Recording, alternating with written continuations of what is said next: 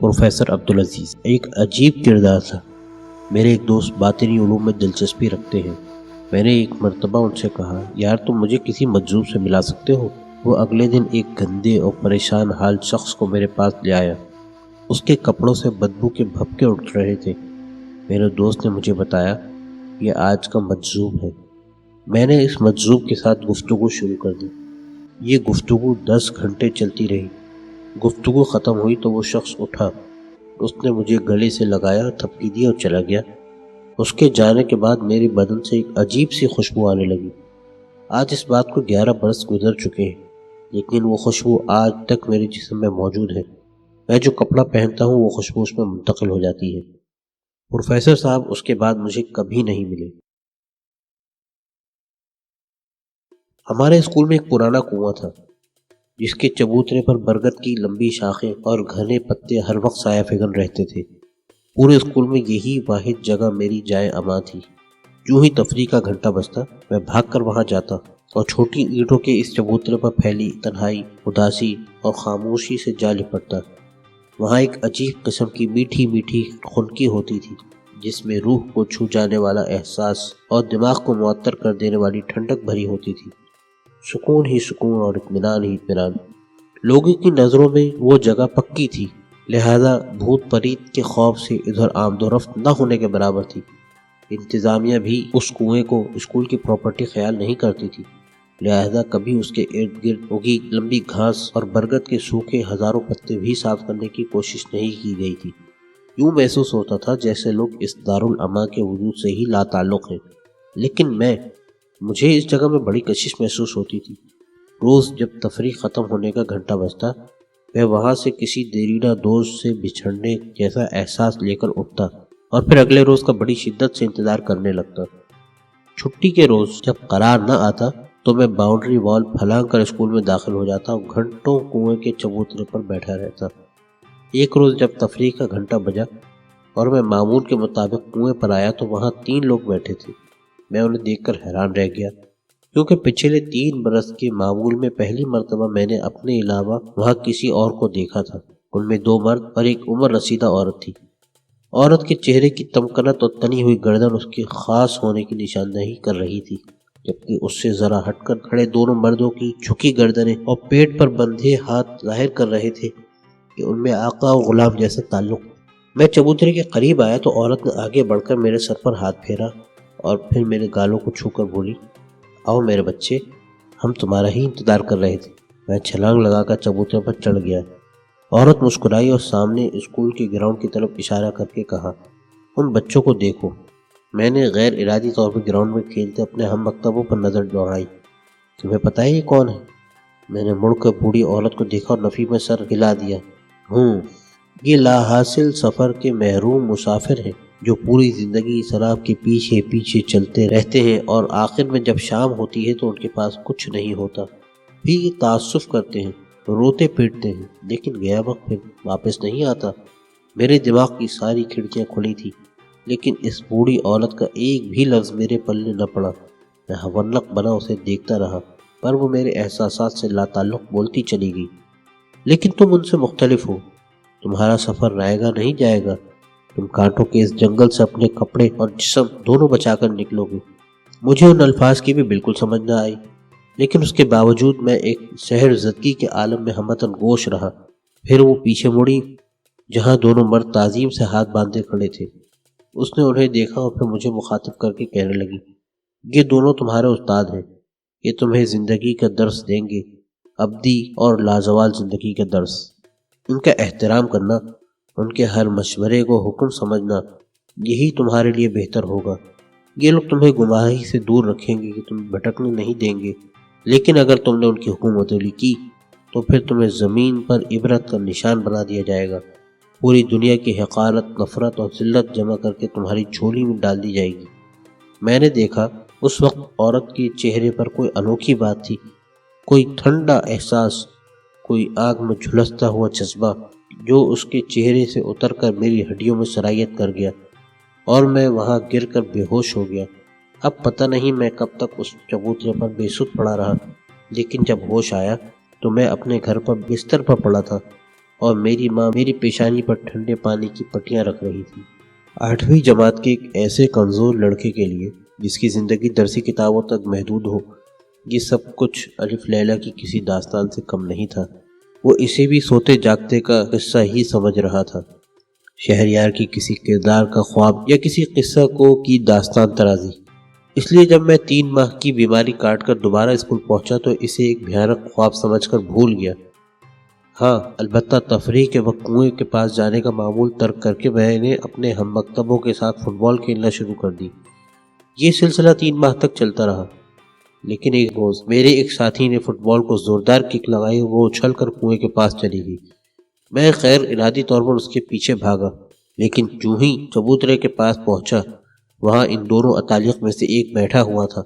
اس کو دیکھ کر میرا رنگ فق ہو گیا، سانس گلے میں پھنس گئی اور جسم جیسے منجمد ہو گیا۔ وہ مجھے دیکھ کر مسکرایا اور کہا، دوستوں سے دوری اچھی بات نہیں، میں کل اس وقت یہاں تمہارا انتظار کروں گا، ضرور آنا۔ میں نے واپس دوڑ لگا دی اور اگلے روز میں بڑا مصمم ارادہ کر کے اسکول آیا کہ میں کنویں پر نہیں جاؤں گا، لیکن جو تفریح کا وقت قریب آتا گیا میرا ارادہ کمزور ہوتا چلا گیا، یہاں تک کہ گھنٹی کی آواز سنتے ہی میں کلاس روم سے سیدھا کنویں پر جا پہنچا۔ وہ وہاں موجود تھا۔ اس نے آگے بڑھ کر میرا استقبال کیا، پھر مجھے ساتھ بٹھا کر بولا، علم یہ نہیں جو ان مدرسوں میں پڑھایا جاتا ہے، علم وہ ہے جو انسان کی ذات میں چھپا ہوا ہے، اس کا کھوج لگاؤ، اسے جگاؤ۔ اندر کی روشنی باہر کی روشنی سے زیادہ طاقتور ہوتی ہے، یہ ہمیں وہ سب کچھ بھی دکھا دیتی ہے جو باہر کی روشنی میں نظر نہیں آتا۔ یقین نہیں آ رہا تو میں تمہیں اندر کی روشنی کا علم سکھاتا ہوں۔ سنو، حضرت یونس علیہ السلام 40 برس تک مچھلی نہیں بلکہ مگرمچھ کے پیٹ میں رہے تھے۔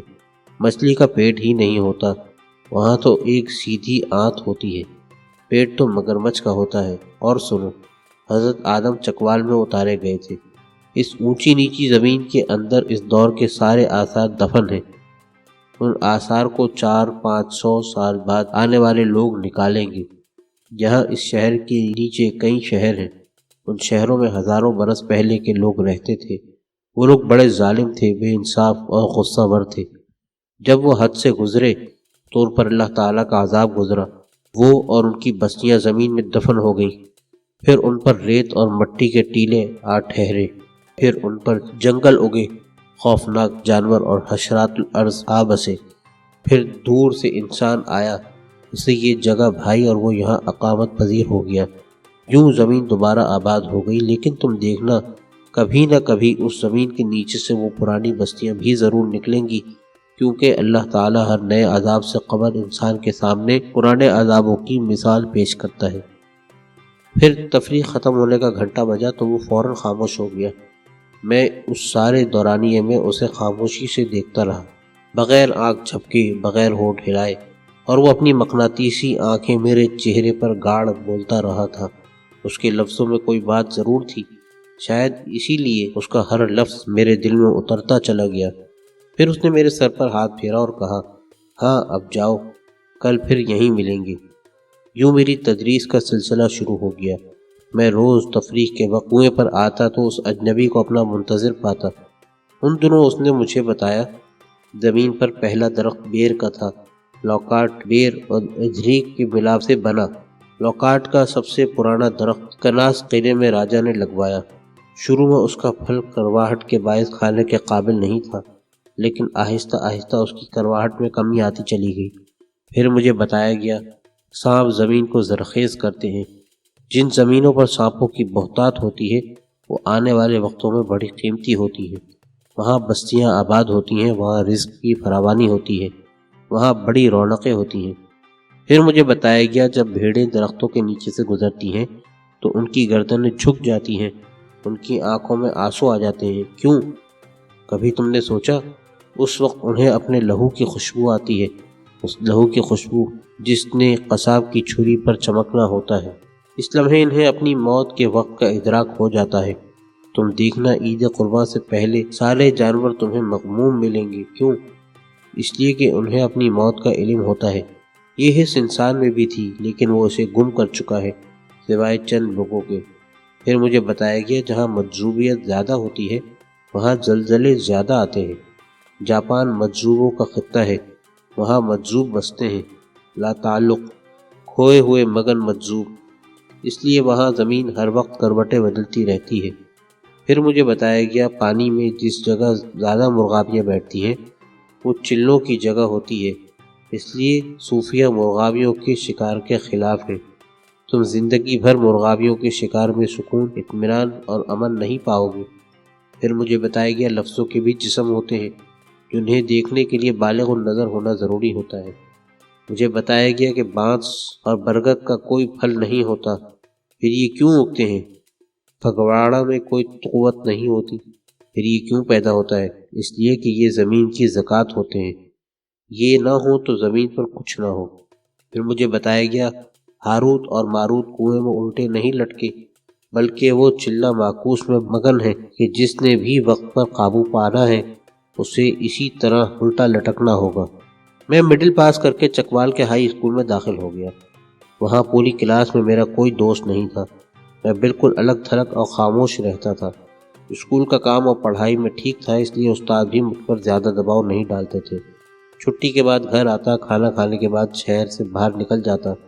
وہاں میرا اتالیق میرا انتظار کر رہا ہوتا، وہ میری انگلی پکڑتا، مجھے کسی ویران جگہ پر لے جاتا، پھر وہ مجھے پڑھانے لگتا۔ سب سے پہلے نصاب کی کتابیں کھول کر اسکول کا کام کراتا، سبق یاد کراتا، اگلے دن کا سبق پڑھاتا، اور جب اس سے فارغ ہو جاتا تو پھر اندرونی علم سکھاتا، قرآن مجید کے واقعات، ان کا پس منظر، دوسری سماوی کتب میں ان کا ریفرنس، پھر دنیا کا کلاسیکی ادب۔ میں نے اس سے کئی مرتبہ پوچھا تم مجھے انگریزی، الجبرا، فزکس اور کیمسٹری کیوں پڑھاتے ہو؟ ان کا تو روحانیت سے کوئی تعلق نہیں ہے۔ تو وہ ہنس کر کہتا کہ ہم یہ ثابت کرنا چاہتے ہیں کہ تم زندگی کی محرومیوں سے تنگ آ کر ادھر نہیں آئے۔ تم ابو بن ادھم ہو جس کے پاس سب کچھ تھا لیکن اس نے جذب و مستی کی زندگی کا انتخاب کیا۔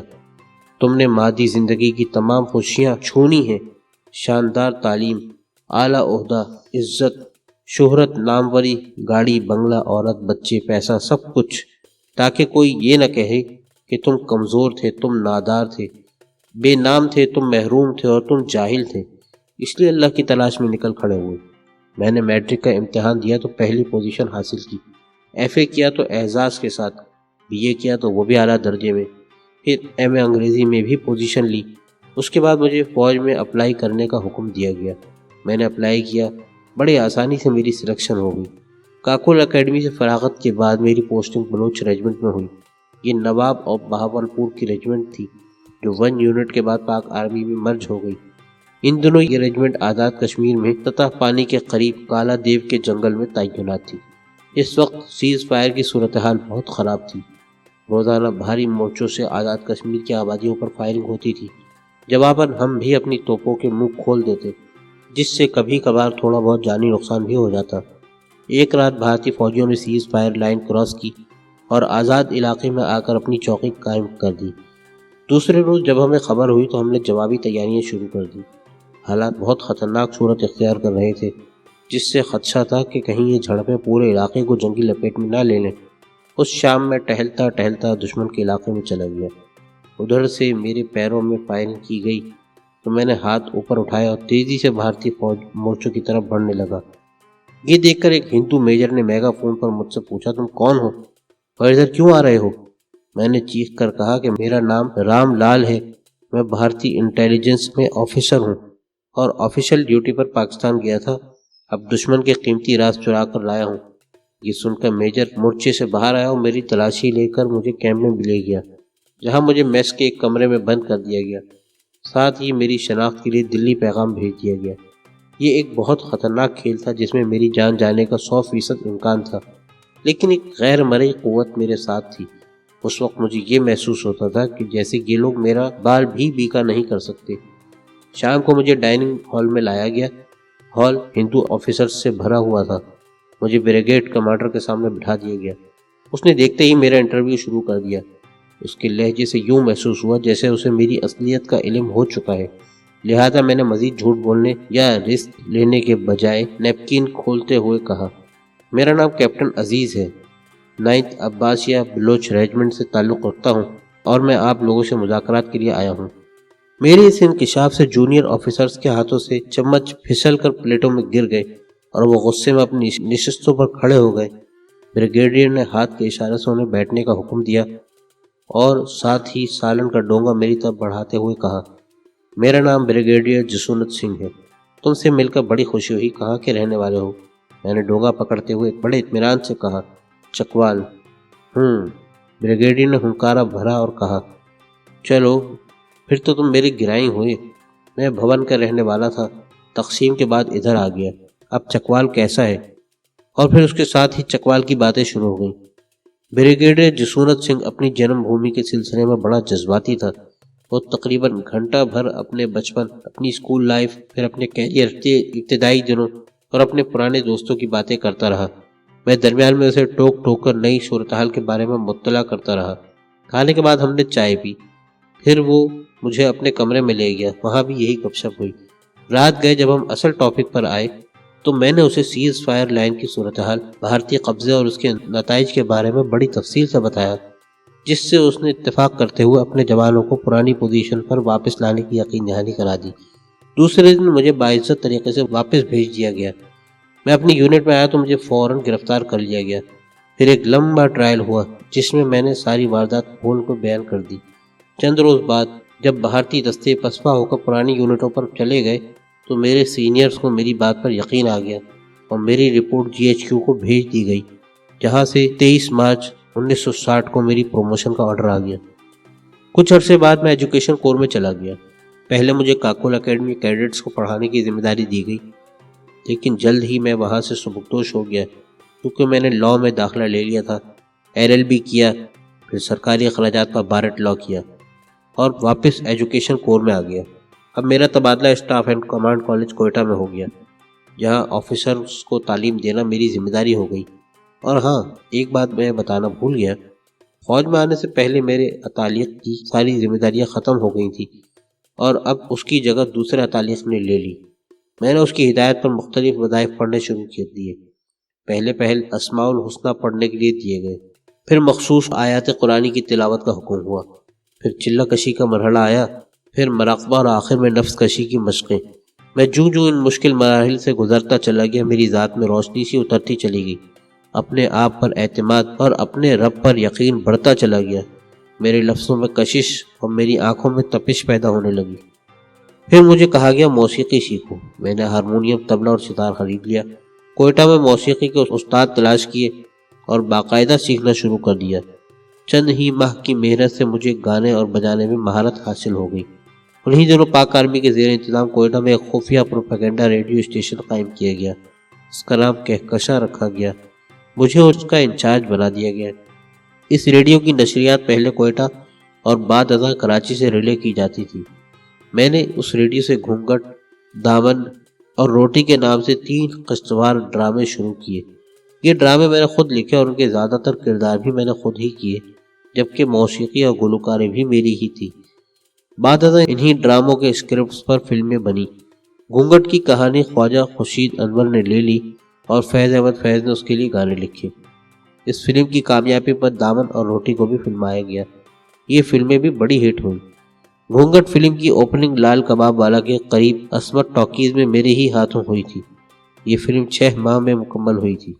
انہی دنوں میں نے کہکشاں ریڈیو سے نیلام گھر شروع کر دیا۔ اس میں ہم ایسے سوالات منتخب کرتے تھے جس سے ہمارے دشمنوں کی آئیڈیالوجی کو نقصان پہنچتا تھا۔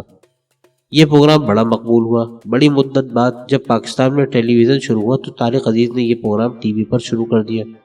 یہ پروگرام طویل عرصے تک جاری رہا۔ انہی دنوں میں نے ہیر بارش شاہ سے فحش کلام خارج کر کے اسے دوبارہ شائع کیا۔ یہ کتاب آج بھی بازار میں 75 روپے میں دستیاب ہے، جس پر بیرسٹر عزیز بارٹ لاء چھپا ہوا ہے۔ میں نے اسی عرصے میں اوم پرکاش کے فرضی نام سے قانون کی ایک کتاب چارٹر آف UNO بھی لکھی۔ ایک ہندو جج PJ دیسائی نے اس کا دیباچہ لکھا۔ یہ کتاب آج بھی پاکستان اور بھارت میں پڑھائی جاتی ہے۔ وہ میرے لیے معاشی آسودگی کا دور تھا۔ مجھے چہل ابدال سے بزرگوں کی وراثت سے بڑی بھاری رقم ملی تھی۔ اس سے میں نے کوئٹہ میں بڑا خوبصورت گھر بنایا، گاڑی خریدی، ہر وقت 3 پیس سوٹ میں ملبوس رہتا تھا، قیمتی ترین سگریٹ، نایاب خوشبو اور سونے کا ایسٹرے استعمال کرتا تھا، بیوی تھی، بچے تھے، شہر میں عزت تھی۔ یار احباب کا ایک وسیع حلقہ تھا۔ مجھ سے AK بروہی جیسے لوگ بڑی محبت کرتے تھے۔ کمانڈ اینڈ اسٹاف کالج میں بڑی قدر تھی، شہر کی حسیناؤں میں بڑا نام تھا، لیکن میں اندر سے بری طرح ڈرتا رہتا تھا، کیونکہ میں تیزی سے اس حد کی طرف بڑھ رہا تھا جہاں سے میں نے پلٹنا تھا، کیونکہ لوگ اب مجھے رشک بھری نظروں سے دیکھنے لگے تھے، مجھے مقدر کا سکندر سمجھنے لگے تھے۔ پھر ایک روز مجھے حکم دیا گیا، اب رقص سیکھو۔ انکار کی کسے تاب تھی؟ میں نے دوسرے روز کوئٹہ کے مشہور رقاص استاد صادق کے پاس پہنچ گیا۔ وہ مجھے 6 ماہ تک ٹریننگ دیتے رہے۔ جب میں گھاگھر بھرنے کا مشکل ترین رقص سیکھ گیا تو مجھے حکم دیا گیا کہ اب رابرٹ مارکیٹ میں ہسپتال کے سامنے رقص کرو۔ اگلے روز میں چوک میں کھڑا ہو کر ناچنے لگا۔ سینکڑوں لوگ جمع ہو گئے، ٹریفک رک گئی۔ لوگ حیران تھے کہ ان کے سامنے شہر کا معروف شخص پاگلوں کی طرح ننگے پاؤں ناچ رہا ہے، لیکن میں اس تمام تر جگ ہسائی سے لا تعلق ناچتا رہا یہاں تک کہ میں ہوش سے بیگانہ ہو گیا۔ اس کے بعد مجھے کچھ علم نہیں، عمر عزیز کہاں بسر ہوئی، کہاں کی خاک چھانی کہاں رہا۔ بیچ میں ایک بار ہوش آیا تو خود کو کسی جیل میں پایا۔ کمزور اور لاغر تھا، شیب بڑی ہوئی تھی، بال پریشان تھے، منہ سے رال ٹپک رہی تھی۔ چند لمحوں بعد دوبارہ ہوش و حواس سے بیگانہ ہو گیا۔ بس ایک ہی حس کام کر رہی تھی، اور وہ تھی تعلیق کے ہر حکم پر سر تسلیم خم کرنا۔ ایک بار ہوش آیا تو میں ایک بڑے سے گٹر میں اس طرح الٹا لٹکا ہوا تھا کہ سر کے قریب شہر بھر کا بول و براز گزر رہا تھا۔ تھوڑی دیر بعد پھر خرد کا دامن ہاتھ سے چھٹ گیا۔ فنا کے اس عالم میں مجھے کسی بھی حرکت پر کنٹرول نہ رہا تھا۔ میں شہر خاک چھانتا رہتا تھا، جنگلوں میں مارا پھرتا تھا، دریاؤں کے کنارے پڑا رہتا تھا۔ تن کے کپڑے تار ہو گئے، داڑھی بڑھتے ناف تک پہنچ گئی، سر کے بالوں نے پوری کمر ڈھانپ دی۔ کبھی ہوش آیا تو خود کو کسی درگاہ پر پایا، کبھی کسی مزار پر، کبھی کسی کے پاؤں میں پڑا ہوں، کبھی کسی سے پتھر کھا رہا ہوں، یہاں تک کہ 1990 آ گیا۔ یہ 26 برس میرا جسم کھا گئے، میرا ہوش، میری ایٹیکیٹس کھا گئے، مجھ سے دور کر گئے، لیکن میرے اندر ایک جہان تھا، نیا حیرت انگیز جہان۔ 1990 میں جب مجھے شعور واپس دیا گیا تو میں راول پنڈی کے فیض آباد کے قریب قبرستان میں پڑا تھا۔ وہاں ایک میجر صادق ہوتا تھا، اللہ تعالیٰ نے اسے شفا کی خصوصیت دے رکھی تھی۔ وہ پانی کے گلاس میں انگلیاں ڈبو کر جس مریض کو پلاتا تھا وہ صحت یاب ہو جاتا تھا۔ وہ مجھے پکڑ کر ساتھ لے گیا، مجھے کپڑے پہنائے، شیو کرائی، بال صاف کیا اور انسان بنایا۔ میں بڑا عرصہ اس کے گھر میں پڑا رہا۔ وہ میری بے تحاشا عزت کرتا تھا۔ اس کے گھر آنے والے لوگ مجھے درویش سمجھ کر میرے پاس آ بیٹھتے۔ صادق مجھے دعا کرنے پر مجبور کرتا، میں ہاتھ اٹھا دیتا۔ اب پتہ نہیں کیوں اللہ تعالیٰ میری بات کو قبولیت کی سند دے دیتا تھا، لوگوں کے کام ہو جاتے تھے۔ بہت جلد میری شہرت دور دور تک پھیل گئی۔ لوگ میجر صادق کے گھر ٹوٹ پڑے تو اتنے لوگ دیکھ کر میرا دم گھٹنے لگا، جسم میں عجب بے چینی سی پھیلنے لگی۔ پھر میں ایک دن وہاں سے بھی فرار ہو گیا۔ اب چکوال میرا ٹھکانہ تھا، پورا شہر میرے لیے اجنبی ہو چکا تھا، پرانے یار احباب سب بچھڑ چکے تھے، بچے مجھے پہچانتے تک نہیں تھے۔ میں بسوں کے اڈے پر پڑا رہتا، کوئی کچھ کھانے کے لیے دے دیتا تو کھا لیتا، نہ دیتا تو ویسے ہی منہ لپیٹ کر پڑا رہتا۔ وہاں بھی جلد ہی لوگوں کو خبر ہو گئی۔ ایک ایسا شخص جو لوگوں کا شجرہ نسب اور ان کی آنے والی نسلوں کا احوال تک جانتا ہو، لوگ اسے کب چھوڑتے ہیں؟ میرے آگے پیچھے لوگوں کا میلہ لگ گیا۔ یہ شوشہ میرے اتالق کو پسند نہ آئی، لہذا اس نے میرا شعور دوبارہ واپس لے لیا۔ میں ایک بار پھر ہوش و حواس سے بیگانہ ہو گیا۔ مجھے یاد نہیں مجھے کن کن شہروں، کن کن بستیوں میں گھمایا گیا، کس کس گندی نالی کا پانی پلایا گیا، کوڑے کے کن ڈھیروں سے رزق نکال کر مجھے کھلایا گیا۔ اس سفر کے دوران کبھی کبھی چند لمحوں کے لیے میرے دماغ میں روشنی کی جھناکیں ہوتے تو میں کھلی آنکھوں سے اپنے گرد و پیش کو دیکھتا اور خود کو کسی کچرا گھر میں الف ننگا پاتا، لیکن یہ تاثر چند لمحوں کا مرہون ملت ہوتا۔ اس کے بعد دوبارہ ایک طویل اندھیرا مجھے آ گھیرتا۔ پھر 1994 میں مجھے ایک بار پھر شعور واپس دے دیا گیا۔ میری زندگی کا یہ فیز قدرے بہتر ہے، مجھ پر زیادہ پابندیاں نہیں، میں دن میں ایک آدھ بار کھانا کھا سکتا ہوں، اپنے گرد و پیش پر نظر ڈال کر چیزوں کی شناخت کر سکتا ہوں، لوگوں کے چہرے، نام اور پتے کسی حد تک یاد کر سکتا ہوں۔ طالب علمی کے دور کی انگریزی نظمیں، دنیا کی مشہور مقدموں کی رداد اور آلات موسیقی کا استعمال یاد آ رہا ہے۔ انگریزی پر پرانی گرفت بھی آہستہ آہستہ باہر ہو رہی ہے۔ فلسفہ، منطق اور فکر کی ساری باتیں بھی احاطہ شعور کی طرف بڑھ رہی ہیں۔ گفتگو کرنے لگوں تو زبان اٹکتی نہیں، کسی موضوع پر لکھنا چاہوں تو ہاتھ رکتا نہیں، سوچنے لگوں تو سوچ کو ٹھوکر نہیں لگتی۔ لیکن دوستوں، جب لوگوں کی پیشانیوں پر لکھا مقدر پڑھتا ہوں تو کوئی طاقت میری زبان پکڑ لیتی ہے۔ فقروں کا سارا تار پود ہل جاتا ہے، لفظوں کے سارے رشتے ٹوٹ جاتے ہیں اور سوچ کا سارا عمل بانجھ ہو جاتا ہے۔ میں اس وقت سب کچھ دیکھ رہا ہوتا ہوں لیکن کہہ نہیں سکتا۔ ایسا کیوں ہے؟ شاید قدرت اپنے راز افشا نہیں کرنا چاہتی۔ میں نے ایک بار اپنے اتالیق سے اس بارے میں پوچھا تو اس نے ہنس کر کہا، تم خدا بننے کی کوشش مت کرو، اور میں نے اپنے کانوں کو ہاتھ لگا کر اپنے رب سے معافی مانگ لی۔ اور اب یہاں کیا ہوگا؟ یہ سینہ کائنات ایک ایسا راز ہے جسے میں افشا نہیں کر سکتا۔ میں تو کیا کوئی بھی نہیں کر سکتا، جو کرے گا وہ تباہ ہو جائے گا۔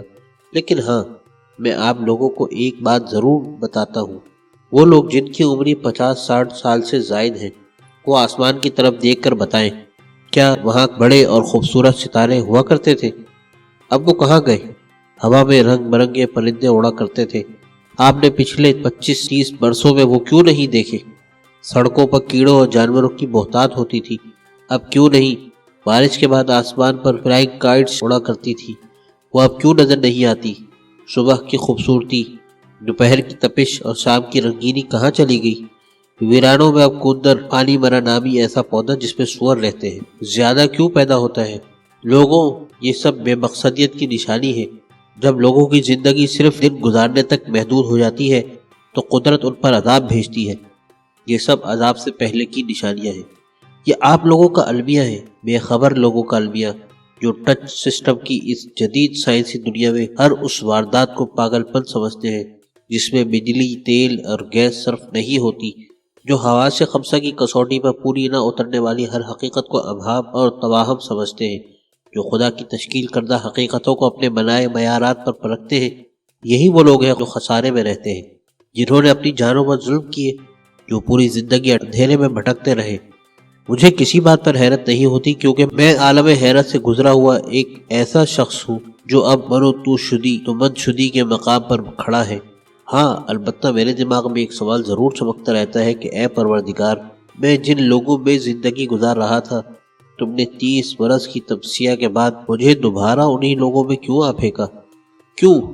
پھر جب کائنات کی قوتیں مجھے کوئی جواب نہیں دیتی تو میرا دماغ بولنے لگتا ہے، شاید مجھے اس لیے اس کرب سے گزارا گیا کہ میں 2 ادوار کا تجزیہ کر سکوں، میں پچھلے اور آنے والے لوگوں کو دیکھ سکوں۔